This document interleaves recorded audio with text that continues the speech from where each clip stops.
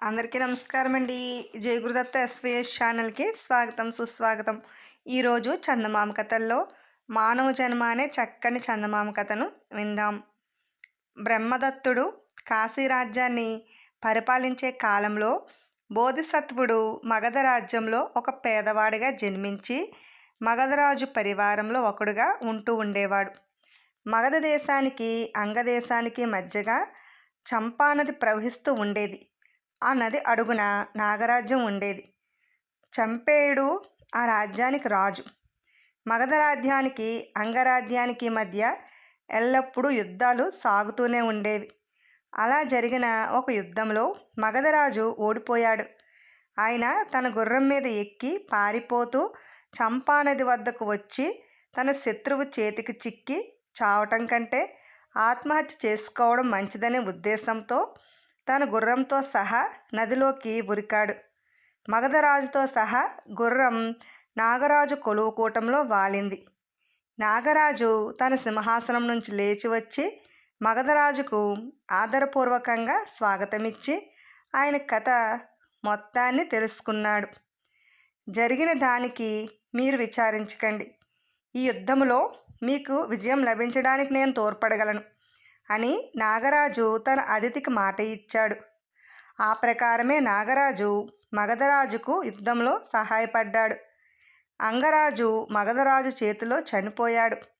మగధరాజు 2 దేశాలకు రాజై వైభవంగా పరిపాలించసాగాడు. అది మొదలు మగధరాజుకు నాగరాజుకు బద్ధ మైత్రి ఏర్పడింది. మగధరాజు ఏటా ఒక రోజున సపరివారంగా చంపానదీ తీరానికి వెళ్ళేవాడు. ఆ రోజున నాగరాజు నది నుంచి అత్యంత వైభవంతో వెలువడి మగధరాజు తెచ్చిన బహుమానాలు అందుకునేవాడు. మగధరాజు పరివారంలో ఒక భృత్యుడిగా ఉంటున్న బోధిసత్వుడు ఏటా నాగరాజు వైభవాన్ని కళ్ళారా చూస్తూ వచ్చాడు. ఆయన చనిపోయే క్షణాన్న ఈ నాగరాజు వైభవమే ఆయన మనసులో మెదిలింది. ఆ కారణం చేత ఆయన నాగరాజు చనిపోయిన 7వ నాడు తానే నాగరాజుగా జన్మించాడు. కానీ కిందటి జన్మలో పుణ్యాత్ముడై ఉండిన కారణం చేత ఆయనకిప్పుడు తన పాము శరీరం చూసుకోగానే ఎంతో రోత పుట్టింది. నాగరాజు ఐశ్వర్యాన్ని కాంక్షించి అందుకు ఆయనకు పశ్చాత్తాపం కూడా కలిగింది. ఆయన ఆత్మహత్య చేసుకుని ఈ జన్మ చాలించాలనుకుంటున్న సమయంలో సుమన అనే నాగకన్య ఆయన ఉన్న చోటికి తన చలికెత్తలతో వెంటబెట్టుకుని వచ్చి ఆయనకు ప్రణామం చేసింది. సుమనను చూడగానే నాగరాజు ప్రయత్నం మానేసి ఆమెను తన భార్యను చేసుకుని నాగలోకాన్ని పరిపాలించసాగాడు. కానీ కొంతకాలానికి ఆయనకు ఉపవాసాలు నిష్టలు జరిపి పుణ్యం సంపాదించడంతో కోరిక కలిగింది.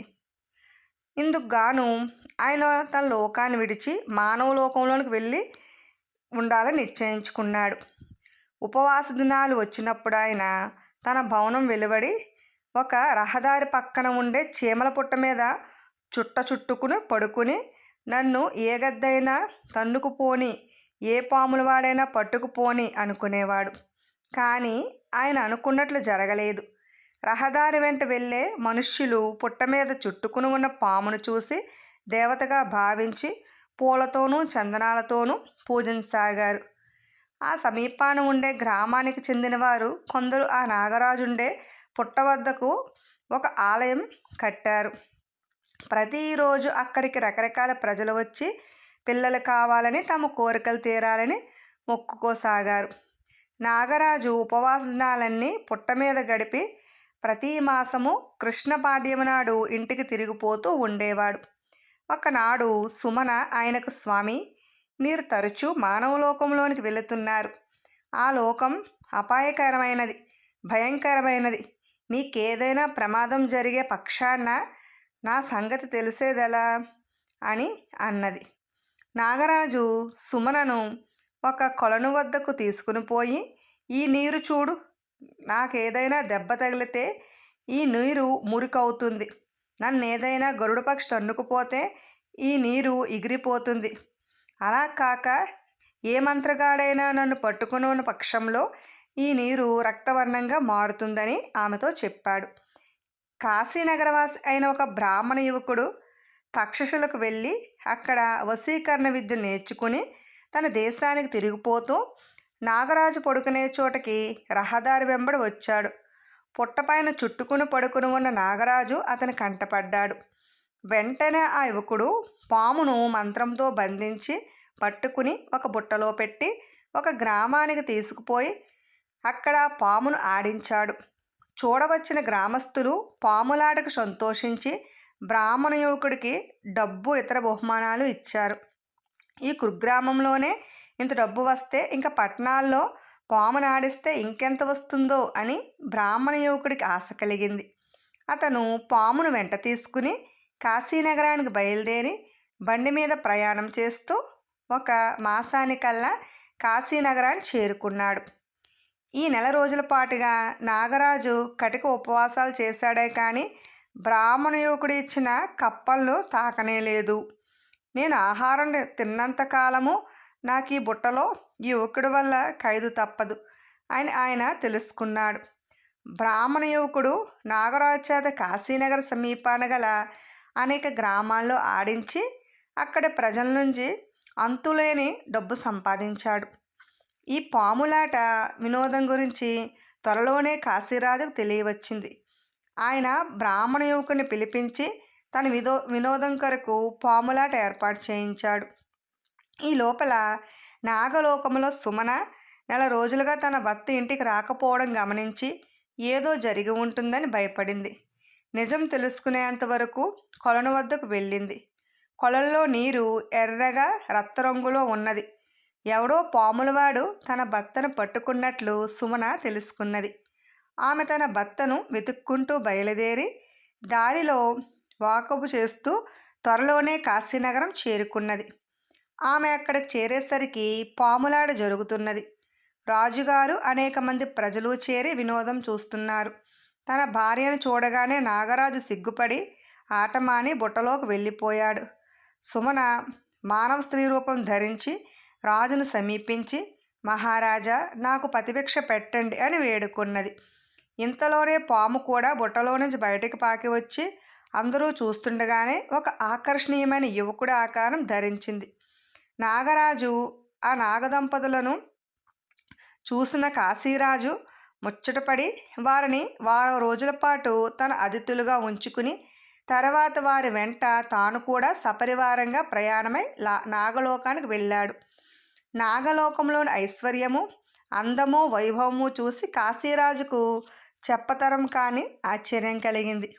ఇంత వైభవంలో ఓలలాడుతూ మీరు పాము రూపంలో చీమల పుట్టపై చుట్టుకుని పడుకోవడానికి కారణమేమిటని కాశీరాజు నాగరాజుని అడిగాడు. రాజా, ఇక్కడ ఎంత వైభవం ఉన్నప్పటికీ జన్మరాహిత్యం పొందే సౌకర్యం మీ మానవలోకంలో మాత్రమే ఉన్నది అని నాగరాజు ఆయనకు సమాధానం చెప్పాడు. కాశీరాజు ఈ మాట విని పరమానందం చెందాడు. ఆయన తన రాజ్యానికి తిరిగి వెళ్ళేటప్పుడు నాగరాజు ఆయనకు అంతులేని బహుమానాలనిచ్చి పంపించాడు. ఇప్పుడు స్త్రీ పరాక్రమం అనే మరో చక్కని చందమామ కథను విందాం. పూర్వం ధర్మపురాన్ని దుర్జయుడు అనే రాజు పాలించేవాడు. ఆయన ఏడాదికొకసారి తన సామంతులందరినీ ధర్మపురానికి పిలిపించి 3 రోజుల పాటు ఉత్సవాలు జరిపి విందులు వినోదాలు ఏర్పాటు చేసేవాడు. ఒక ఏడు ఇలాగే ఉత్సవం ఆరంభమైనది. దుర్జయుడు ఆయన సామంతులు విందులో కూర్చున్నారు. అందరూ ఆనందంలో మునిగి తేలుతున్నారు. ఒక్కొక్కరే తమ తమ గొప్పలు చెప్పుకుంటున్నారు. కొందరు తమ కోటలో గల రహస్య ద్వారాల గురించి, మరికొందరు తమ వద్ద ఉన్న అరబ్బీ గుర్రాల గురించి, ఇంకా కొందరు తమ దేశంలో పండే అద్భుతమైన పళ్ళని గురించి ఈ విధముగా తలా ఒక తీరున ప్రగల్భాలు పలుకుతూ వినోదిస్తున్నారు. కానీ విజయుడనే ఒక యువకుడు మాత్రం నోరు మెదపక రాయిలా కూర్చున్నాడు. దుర్జయుడు ఇది గమనించి, ఏం విజయ, అందరూ తమ తమ గొప్పలు చెప్పుకుంటూ ఉంటుంటే నువ్వు ఏమీ చెప్పవేం? చెప్పుకునేందుకు నీకేమీ లేదా అని అడిగాడు. నేను గొప్ప చెప్పుకోగలిస్తే నా భార్య మాలిని గురించి చెప్పుకోవాలి. అది ఇక్కడ అప్రస్తుతమని ఊరుకున్నాను. మహారాజా అన్నాడు విజయుడు. నీ భార్యలో ఉన్న గొప్పదనం ఏమిటో చెప్పు, విని మేము కూడా సంతోషిస్తాం అని. ఆమె గొప్ప అందగత్తె అవునా, లేక సంగీతంలో ప్రతిభావంతురాలా, లేక పుష్పాలంకరణలో నైపుణ్యం కలదా? నీ భార్య ఎందులో గొప్పది అని దుర్జయుడు నవ్వుతూ అడిగాడు. మహారాజా, నా భార్యకు మీరు చెప్పిన గొప్పలన్నీ ఉన్నాయి, కానీ అన్నింటినీ మించి ఆమె అసాధారణ పరాక్రమవంతురాలు.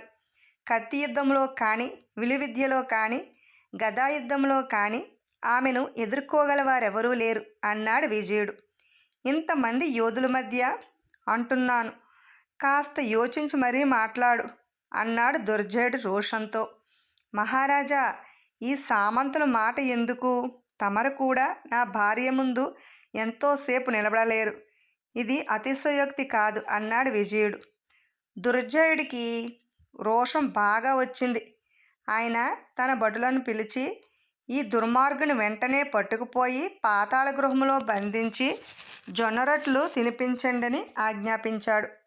విజయుడు చేసేది లేక రాజాజ్ఞ ప్రకారం అంధకార కూపంలోకి ప్రవేశించి తనకు తిరిగి ఏ విధంగా విముక్తి కలుగుతుందా అని విచారించసాగాడు. ఈ లోపల విజయుడి భార్య మాలిని తన భర్త కోసం ఎదురుచూస్తూ ఉన్నది. ఉత్సవాలు ముగిసినా అతడు రాకపోవడం చూసి ఆమె తన నౌకర్లను పంపించింది. వారు తిరిగి వచ్చి మహారాజు గారు విజయుణ్ణి ఖైదు చేయించినట్టు తెలిపారు. వెంటనే మాలిని తన గుర్రాన్ని ఆయత్తం చేయించి తాను కవచము చిరస్త్రాణము ధరించి తన కత్తి, ఇనపగద, విల్లు, అంబుల పొది తీసుకున్నది. 100 మంది సైనికులను గుర్రాల మీద తన వెంట పెట్టుకుని ధర్మపురానికి వెళ్ళింది. నగరం వెలుపల మైదానంలో డేరాలు వేసి శిబిరం ఏర్పాటు చేశారు. తరువాత మాలిని ఒంటరిగా తన గుర్రం మీద బయలుదేరి దుర్జయ మహారాజు వద్దకు వెళ్ళింది. పురుష వేషంలో విరోచితమైన దుస్తులు ధరించి వచ్చే మాలినిని చూడగానే దుర్జయుడు నిర్ఘాంతపోయాడు. ఆమె ఆయనకెదురుగా టీవీగా నిలబడి, మహారాజా, నేను కళింగ చక్రవర్తి దూతను. మీ వద్ద 10 లక్షల వరహాలు కప్పం వసూలు చేసుకురమ్మని మా చక్రవర్తి నన్ను పంపారు. మీరు కప్పం నిరాకరించినచో యుద్ధానికి సిద్ధమేనా? వచ్చాను. 40,000 బలగం గల మా సేన మీ నగరం వెలుపల విడిసి ఉంది. కప్పం కడతారో యుద్ధమే చేస్తారో వెంటనే తెలియచేయండి అన్నది. ఈ మాట వినగానే దుర్జయుడికి కాళ్ళు చల్లబడ్డాయి. కళింగ చక్రవర్తితో విరోధం పెట్టుకోవడం క్షేమం కాదు. కప్పం కడతామంటే తన వద్ద 10 లక్షల సొమ్ము సిద్ధంగా లేదు. యుద్ధం చేద్దామంటే 40,000 మంది గల సేనను ఎదిరించడానికి తాను సైన్యాన్ని సమీకరించాలి. ఇందుకు గాను తన సామంతులందరికీ కబురు పంపితే తప్ప అది సాధ్యం కాదు. వెంటనే సమాధానం చెప్పలేను. నాకు 3 రోజులు వ్యవధి కావాలి అన్నాడు దుర్జయుడు. ఒకందుకు మీరు సమ్మతిస్తే మీరు కోరినట్టు 3 రోజుల వ్యవధి ఇస్తాను. మీ కుమార్తెను నాకిచ్చి పెళ్లి చేయండి అన్నది మాలిని. దుర్జయుడు ఉక్కిరిబిక్కిరయ్యాడు. దానికైనా 1 రోజు వ్యవధి ఇస్తేనే గాని చెప్పలేను. నా కుమార్తె మనసు కూడా తెలుసుకోవాలి అన్నాడాయన. సరే, అలాగే కానివ్వండి. రేపు లోపుగా మీ కుమార్తెను నాకిచ్చి పెండ్లి చేసే ఏర్పాటు చేయండి. మరి 2 రోజుల లోపల కప్పం చెల్లించండి. ఇందులో ఏది జరగకపోయినా యుద్ధం తప్పదన్నది మాలిని. దుర్జయుడు తన కుమార్తెతో రాయబారి కోరికను చెప్పాడు. రాజకుమార్తె చేదరించుకుంటూ, ఛీ, ఆ ఆడంగిరేకుల వాణ్ణి నేను చేసుకోను. అసలు ఆ మనిషి నడక మాట చూస్తే నాకు ఆడదనే తోస్తుంది. నువ్వెందుకు బెదిరిపోతున్నావో నాకు అర్థం కావటం లేదు అన్నది. కూతురు ఈ మాట అనడంతో దుర్జయుడికి కొంత ధైర్యం వచ్చింది. ఆయన ఆ సాయంకాలం కళింగ దూతను తన భవనానికి పిలిపించి కొంతసేపు జూదం ఆడాడు. ఆడిన ప్రతి ఆటలోనూ దుర్జయుడు చిత్తుగా ఓడిపోవడం జరిగింది. తరువాత వలయంలోంచి వెళ్ళలేదు. తర్వాత ఇద్దరూ గుర్రాలెక్కి ఉద్యానవనానికి వెళ్ళారు. అస్త్రవిద్యలో మీతో పోటీ చేయాలని ఉన్నది. నేను చెప్పినట్టు చేయండి అన్నది మాలిని. ఆమె ఒక చోట కత్తి ఒకటి బలంగా పాతించింది. దానికి ఎదురుగా ఒక బంగారు వలయం వేలగట్టింది. మనం ఇక్కడి నుంచి బాణాలు వదులుదాం. బాణం మొలలోంచి వెళ్ళి కత్తికి తగిలి చీలి 2 భాగాలు కావాలి అన్నదామె. దుర్జయుడు ఒక దాని వెనక ఒకటిగా 3 బాణాలు వేశాడు. ఒకటి కూడా బయటికి వెళ్ళలేదు. నేను వేస్తాను చూడండి అంటూ మాలిని తన విల్లుతాడు 2-3 సార్లు మోగించి అంబుల పొద నుంచి మంచి బాణం ఒకటి తీసి ఎక్కుపెట్టి చెవిదాకా లాగి వదిలింది. ఆ బాణం వలయంలో నుంచి వెళ్ళి కత్తికి తగిలి 2 చీలికలై పడిపోయింది. 2 చీలికలను త్రాసులో 2 వైపులా వేసి తూస్తే సమానంగా తూగాయి. ఇది కళ్ళారా చూసిన దుర్జయుడికి మతిపోయినట్టయింది. ఆయన ఆ రాత్రి తన కుమార్తెతో, నీవు ఈ రాయబారిని పెళ్ళాడక తప్పదు. ఆయన ఆడంగిరేకుల వాడా, ఎంత గొప్ప యోధుడు. ఆయన చదరంగం ఆటను బట్టి చూసినా యుద్ధంలో ఆరితేరిన వాడని తెలిసిపోతుంది. నువ్వు నా మాటకు ఎదురు చెప్పకు అంటూ తన కుమార్తెను పెళ్లి కూతురిని చేయడానికి ఉత్తర్విచ్చాడు. మరనాడు మాలిని రాజుతో, మహారాజా, మీ కుమార్తెను నాకిచ్చి పెళ్లి చేస్తున్నారా లేదా అన్నది. అందుకు తగిన ఏర్పాట్లన్నీ చేస్తున్నాను అన్నాడు రాజు. మాలిని తనలో తాను నవ్వుకుని, అయితే కప్పం చెల్లించడానికి రేపటిదాకా గడువిస్తాను.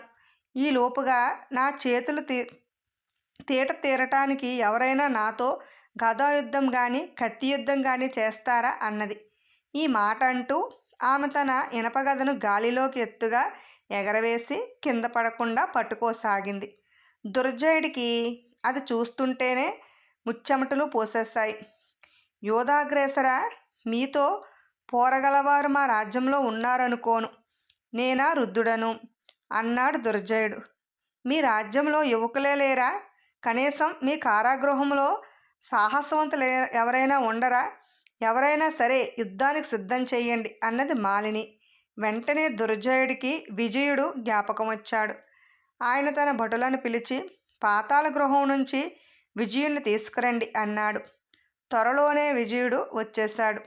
అతన్ని చూస్తూనే మాలిని తన ఆయుధాలు కింద పెట్టి తన కవచము శిరస్త్రాణము విప్పి ఆడదాని దుస్తులతో అతని కాళ్ళ ముందు మోకరిల్లింది. ఇదంతా చూస్తున్న దుర్జయుడికి నోట మాట రాలేదు. విజయుడు తన భార్యను లేవనెత్తి దుర్జయుడి దగ్గరకు తీసుకువచ్చి, మహారాజా, ఈమె నా భార్య మాలిని. ఆమెను గురించి నేను అతిశయోక్తులేమీ చెప్పలేదని మీరిప్పటికైనా ఒప్పుకుంటారనుకుంటాను అన్నాడు. ఎంత సాహసి, ఎంత పరాక్రమవంతురాలు అంటూ దుర్జయుడు మాలినిని మెచ్చుకున్నాడు. ఆయన విజయుణ్ణి మాలినిని కొంతకాలం తన అతిథులుగా ఉంచుకొని తర్వాత వారి రాజ్యానికి పంపించివేశాడు. ఉన్నారు కదండి. ఇటువంటి చక్కని చందమామ కథలను వినాలనుకుంటే ముందుగా మా ఛానల్ని సబ్స్క్రైబ్ చేసుకోండి. బెల్ ఐకాన్ క్లిక్ చేయండి. మేము చేసిన వీడియోస్ నోటిఫికేషన్ కొరకు బెల్ ఐకాన్ క్లిక్ చేయండి. లైక్ చేయండి, షేర్ చేయండి, కామెంట్ చేయండి. Thanks for watching.